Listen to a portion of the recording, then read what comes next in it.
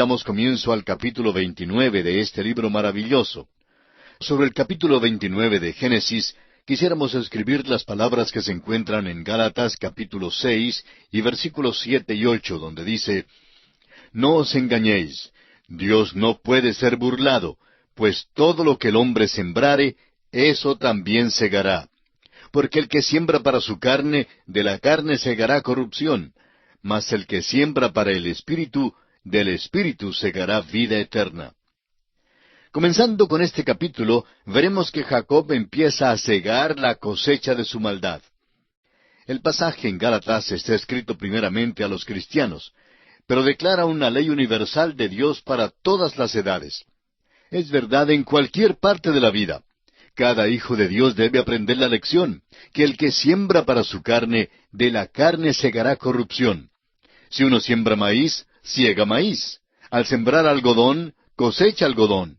Si uno siembra trigo, tendrá que cosechar trigo. Y cuando uno siembra cizaña, pues segará cizaña. Y uno descubre que esto se lleva a cabo a través de toda la Escritura.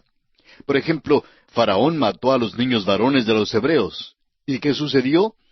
Bueno, su propio hijo fue muerto por el ángel de la muerte. Acab mató a Nabot a sangre fría, y los perros llegaron y lambieron la sangre de Nabot.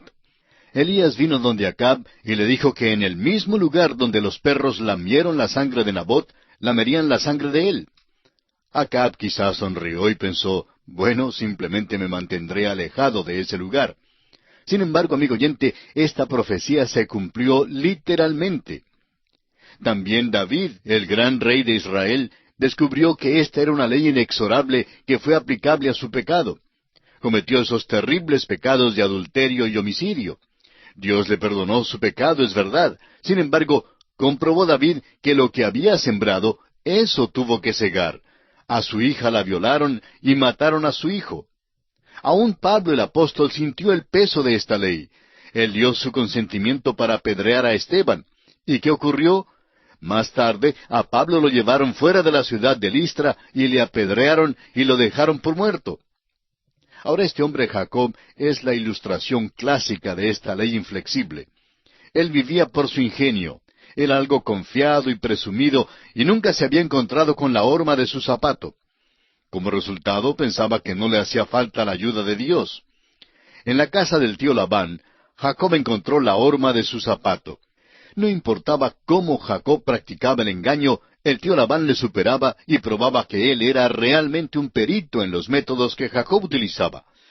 Jacob era el hijo menor y se hizo pasar por el hijo mayor para engañar a su padre.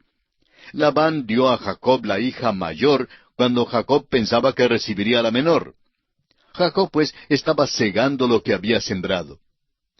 Aquí en el capítulo 29 de Génesis encontramos que Jacob llega a Harán, se encuentra con Raquel y el tío Labán sirve por Raquel y su tío le engaña.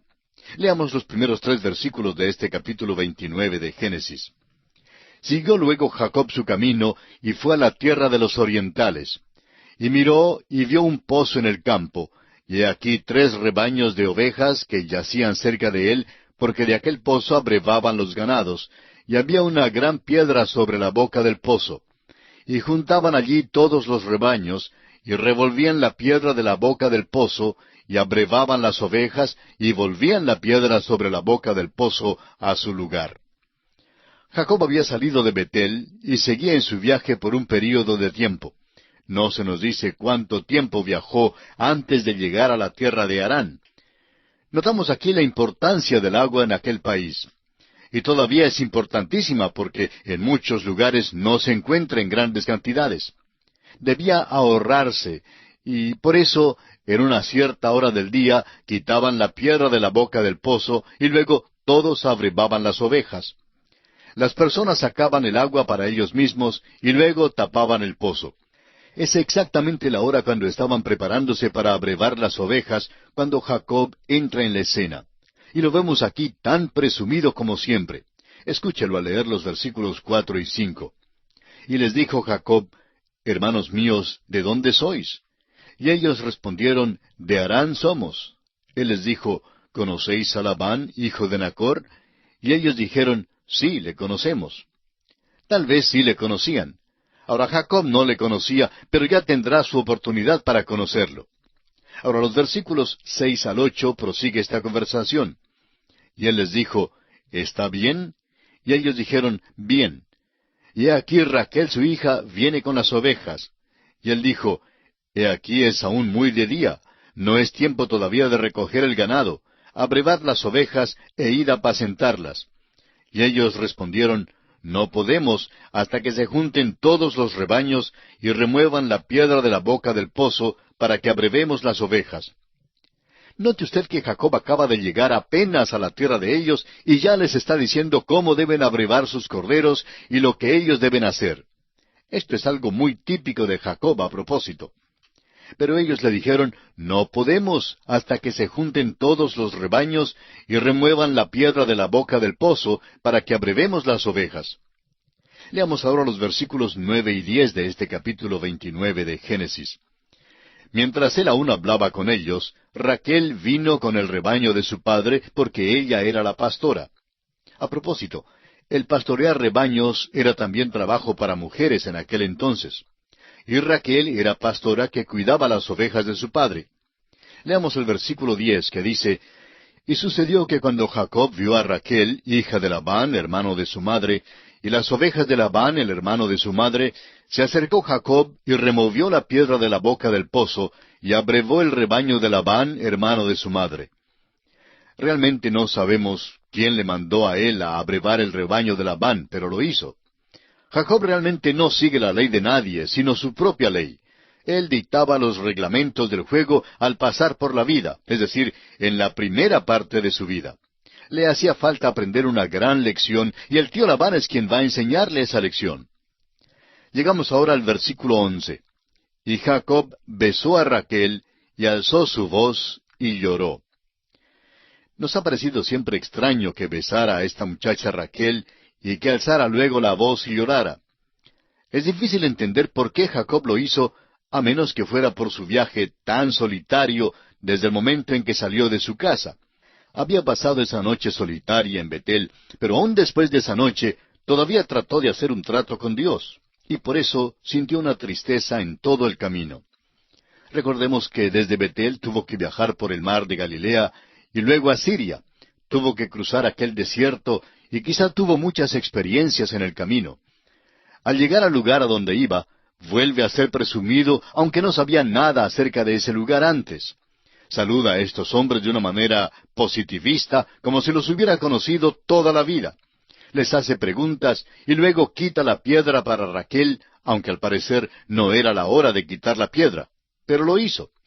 Imaginamos que estuviera tan lleno de emoción que al saludar a esta muchacha Raquel, la besó y lloró. Suponemos que esta sea la explicación de este cuadro.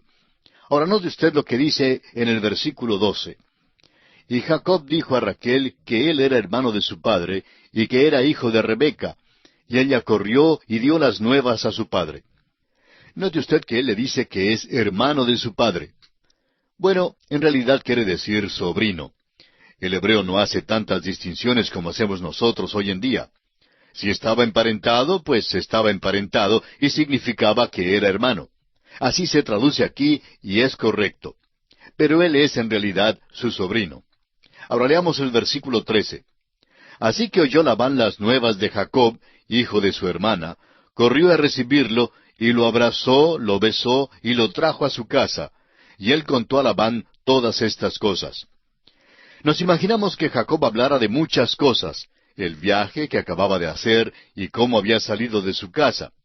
No nos sorprendería que Jacob los divirtiera en la cena con la historia de cómo es que logró engañar a su hermano, y cómo consiguió la primogenitura, y cómo recibió también la bendición de su padre, y la forma en que utilizó la trampa para lograrlo, y cuán mañoso era.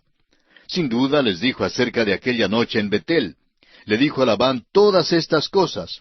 Ahora el versículo 14 dice, y Labán le dijo, ciertamente hueso mío y carne mía eres.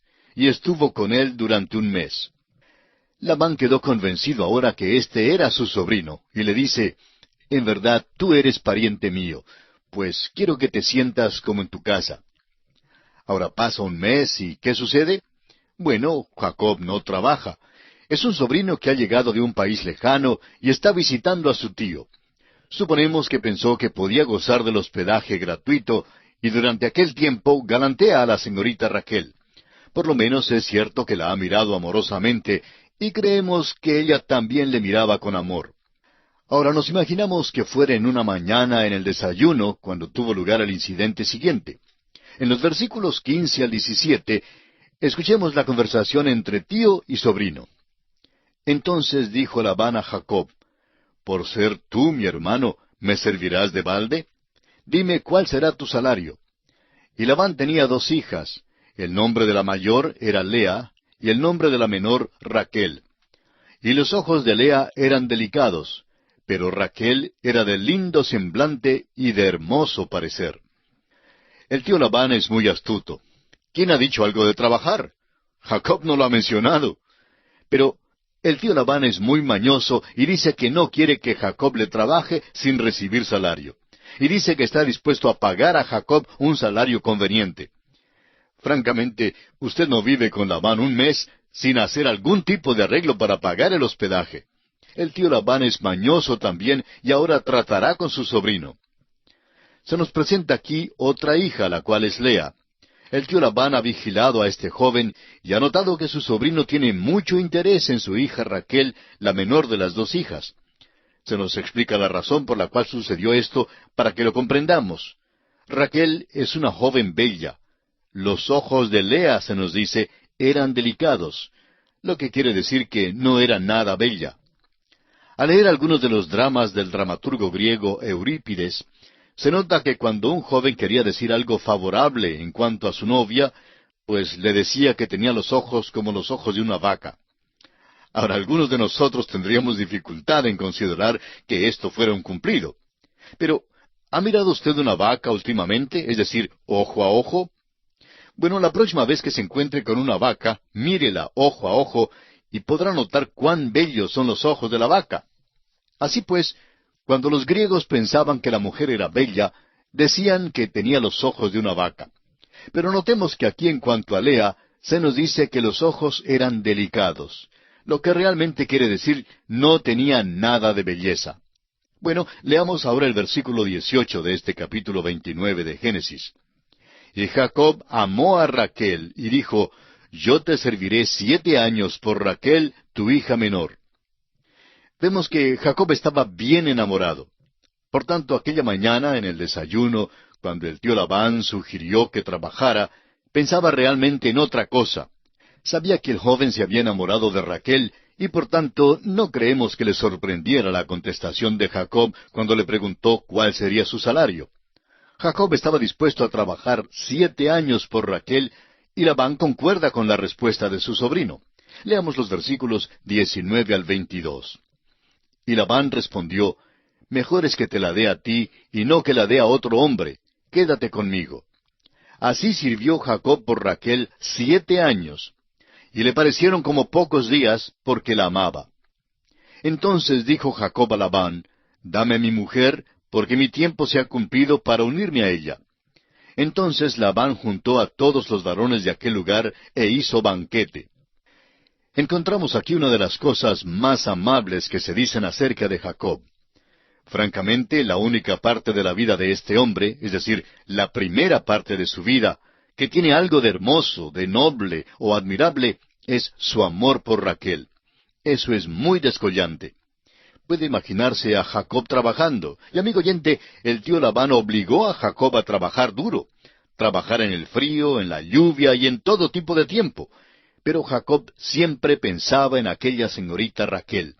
Allí estaba para recibirlo y saludarlo, y él estaba pero muy enamorado de ella. Leamos los versículos 23 al 26 de este capítulo 29 de Génesis. Y sucedió que a la noche tomó a Lea su hija y se la trajo, y él se llegó a ella. Y dio Labán su sierva Silpa a su hija Lea por criada. Venida la mañana, he aquí que era Lea. Y Jacob dijo a Labán: «¿Qué es esto que me has hecho? ¿No te he servido por Raquel? ¿Por qué pues me has engañado?» Y Labán respondió: «No se hace así en nuestro lugar, que se dé la menor antes de la mayor». Encontramos aquí una mala jugada. En la ceremonia de matrimonio en aquellos días, la mujer se cubría con un velo y quedaba velada por completo para que no la vieran. Pobre Jacob no vio a la muchacha hasta que entraron en la tienda. Alzó el velo y he aquí no era Raquel, era Lea. Y nos preguntamos si en aquel momento, al ver que había sido engañado, Jacob quizá recordó algo de su propio padre cuando él se hizo pasar por el mayor. Engañó a su padre y por eso tuvo que huir de la casa. Había recibido la bendición, pero en cambio había engañado a su padre. Dios no apoya ese tipo de conducta, no la aprueba de ninguna manera. Dios había prometido la bendición a Jacob, pero debió haber esperado para recibirla por la senda que Dios había establecido. Debe recibir la bendición por la senda de Dios, y no por la suya. ¿Y qué pasa?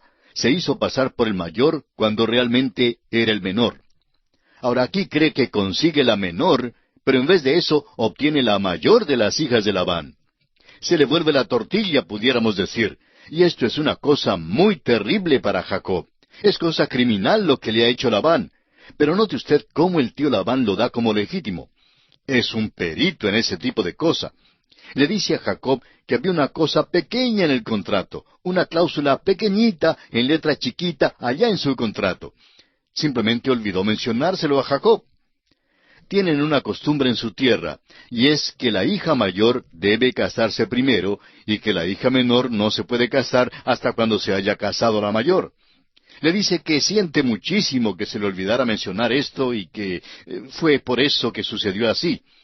Pero el tío Labán está dispuesto a ser muy generoso en sus tratos y por tanto le hace a Jacob otra oferta. Leamos el versículo 27 de este capítulo 29 de Génesis. Cumple la semana de esta, y se te dará también la otra, por el servicio que hagas conmigo, otros 7 años. Esta semana son otros 7 años. Ahora no diga usted que este hombre tendrá 2 esposas y que Dios lo aprueba.